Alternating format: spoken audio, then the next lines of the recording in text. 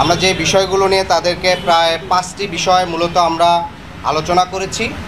আমাদের প্রথম বিষয়টি হচ্ছে গণ অভ্যুত্থানের 1 বছর হয়ে যাওয়ার পরেও আমরা এখনও দেখতে পাচ্ছি গণ অভ্যুত্থানে অংশগ্রহণকারী যারা শহীদ হয়েছেন, যারা আহত হয়েছেন, তাদের পুনর্বাসন, চিকিৎসা এবং তাদের নিরাপত্তা, সেই বিষয়টি এখনও নিশ্চিত হয়নি।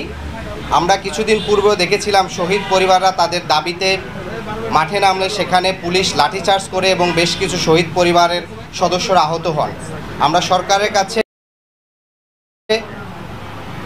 শহীদ পরিবার এবং আহত সহযোদ্ধা যারা আছেন তাদের পুনর্বাসন এবং নিরাপত্তা নিশ্চিতের জন্য আহ্বান জানিয়েছে। দ্বিতীয়ত বিষয় হচ্ছে জুলাই গণঅভ্যুত্থানে অংশগ্রহণ করেছে আমাদের দেশের আপামর জনতার সাথে প্রবাসে থাকা আমাদের সহযোদ্ধারা অংশগ্রহণ করেছেন, প্রবাসী ভাইয়েরা অংশগ্রহণ করেছেন। সেক্ষেত্রে সংযুক্ত আরব আমিরাতে আমরা সেখান থেকে বেশ কিছু লোক আটক হয়েছিল, তাদেরকে সরকারের পক্ষ থেকে উদ্যোগ নিয়ে নেওয়া হয়েছে। এখনও সেখানে 25 জন সহযোদ্ধা আইনি জটিলতায় আছেন, সে বিষয়ে যেন সরকার উদ্যোগ গ্রহণ করে। অল্প সংখ্যক দল আমাদের ঐকমত্য পোষণের যে 19টি সেই বিষয়ে বাস্তবায়নে কিছুটা বাধা তৈরি করছে। তারা বলছে আগামী নির্বাচিত সরকার আসলেই এগুলো বাস্তবায়ন করবে।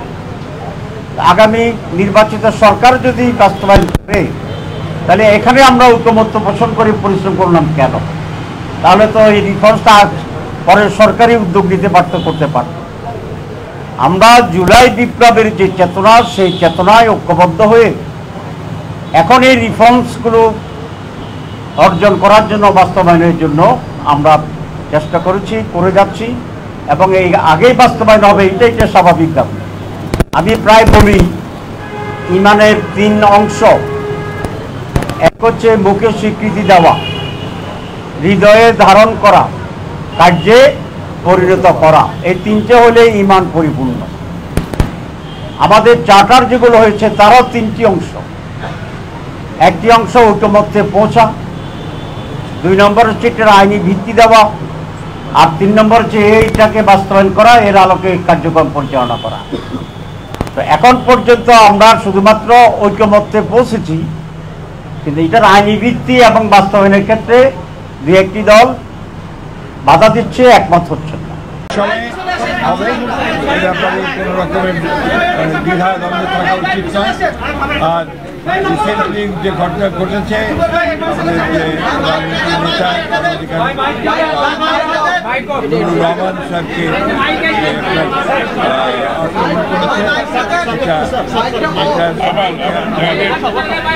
আমাদের মতামত আমরা খুব পরিষ্কার করেছি এবং এটা আমরা বলেছি যে এটা অত্যন্ত গহিষ্ঠ কাজ হয়েছে এবং এটা খুবই উদ্বেগজনক। বর্তমান রাজনৈতিক পরিস্থিতিতে আমরা মনে করি যে এটাকে খুব ভালোভাবে গভীরভাবে যে তদন্ত হওয়া দরকার, তারা বিচার বিভাগে তদন্ত এবং আমাদের আশঙ্কা যে নির্বাচনকে বিভিন্নভাবে বিলম্বিত করার লক্ষ্যে এই ধরনের কিছু একটা শক্তিকার সুযোগ, তবে এর কোনো সুযোগ নাই। নির্বাচন একই সময়ে আপনার যেটা শিডিউল ঘোষণা করা হয়েছে সেই শিডিউলেই নির্বাচন ঘোষণা হবে এবং সেটা আমাদের যে প্রধান উপদেষ্টা তিনি সেটাই একই কথা বলেছেন, তিনি আমাদের সঙ্গে একমত। না না কোনো আলোচনা নাই। জামাত ইসলাম তারা বলেছেন যে নির্বাচনের একটি নীল নকশা হচ্ছে এবং তারা স্পষ্ট অভিযোগ করেছেন যে লন্ডনে একটি দলের নেতার সাথে যখন প্রধান উপদেষ্টা বসে নির্বাচনের দিনক্ষণ চূড়ান্ত করেন তখন বোঝা যায় প্রধান উপদেষ্টা একটি রাজনৈতিক দলের প্রতি দুর্বল। এই অবস্থায় সুষ্ঠু নির্বাচন হওয়ার তারা শঙ্কা প্রকাশ করেছেন, আপনারা কি বলবেন স্যার? এটা একেবারেই অমূলক। এই জন্যেই যে একদিন আপনার যিনি প্রধান উপদেষ্টা তার সম্পূর্ণ অধিকার রয়েছে দলের দেশের সবচেয়ে বড় রাজনৈতিক দলের নেতার সঙ্গে তিনি কথা বলবেন, এটা হচ্ছে তার এখতিয়ার, তার নিজস্ব এখতিয়ার এবং সেটা তিনি বলেছেন এবং আলোচনা ফলপ্রসূ হয়েছে। সেটা গোটা দেশবাসী অত্যন্ত আশ্বস্ত হয়েছে এবং নির্বাচন যে ফেব্রুয়ারিতে হবে এ ব্যাপারেও গোটা দেশবাসী অত্যন্ত আশ্বস্ত।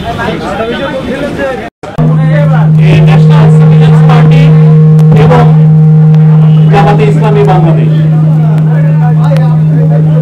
জামাতের প্রতিনিধি ছিলেন সৈয়দ আব্দুল্লাহ মোহাম্মদ তাহের, মিয়া গোলাম পারোয়ার, মাওলানা রফিকুল ইসলাম খান এবং হামিদুর রহমান আজাদ। এনসিপির প্রতিনিধি দলে ছিলেন আরিফুল ইসলাম হাবিব, ডক্টর তাসলিম জারা, হাসনাত আব্দুল্লাহ, আব্দুল হান্নান মাসুদ। বিএনপি প্রতিনিধি দলে ছিলেন মির্জা ফখরুল ইসলাম আলমগীর, ডক্টর খন্দকার মোশাররফ হোসেন, গয়েশ্বর চন্দ্র রায়, ডক্টর আব্দুল মঈন খান, আমির খসরু মাহমুদ চৌধুরী, সালাউদ্দিন আহমেদ, ইকবাল হাসান মাহমুদ টুকু ও ডক্টর AJM জাহিদ হোসেন। আপনারা প্রত্যেকটা পার্টি আপনাদের সাথে প্রেস কনফারেন্স করেছে এবং তারা জানিয়েছে তারা কি কি বিষয়ে আলাপ করেছে। আমি শুধু আমাদের চিফ অ্যাডভাইজার তার মিটিংয়ে কি বলেছেন সেটার উপরে আমি একটু হাইলাইট করছি। প্রধান উপদেষ্টা জানিয়েছেন, স্পষ্টভাবে জানিয়েছেন, তিনি জাতির উদ্দেশ্যে ভাষণে নির্বাচনের যে সময় ঘোষণা করেছেন নির্বাচন সেই সময়ের মধ্যে হবে, অর্থাৎ ফেব্রুয়ারির প্রথমার্ধে একটি অবাধ, সুষ্ঠু ও উৎসবমুখর পরিবেশে নির্বাচন অনুষ্ঠিত হবে।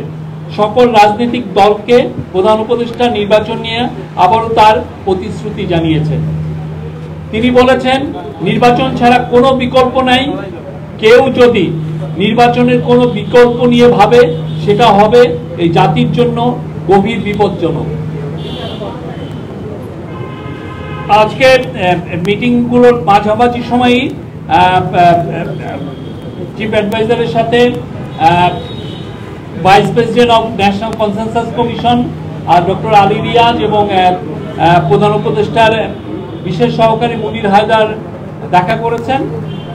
প্রফেসর আলী রিয়াজ জুলাই সনদ চূড়ান্ত করার বিষয়ে কি কি অগ্রগতি হচ্ছে সে বিষয়ে প্রধান উপদেষ্টাকে অবহিত করেছেন। এর পাশাপাশি রাজনৈতিক দলগুলো জুলাই সনদ বাস্তবায়নের বিষয়ে কি মতামত দিয়েছেন সেটা নিয়েও আলোচনা হয়েছে। এই ছিল আজকে। আর আজকের মিটিংগুলোতে আদিলুর রহমান খান ছিলেন অ্যাডভাইজারদের মধ্যে, ডক্টর আসিফ নজরুল ছিলেন, ডক্টর ওয়াহিদুদ্দিন মাহমুদ ছিলেন এবং national security adviser doctor Khalilur Rahman ছিলেন। Thank you.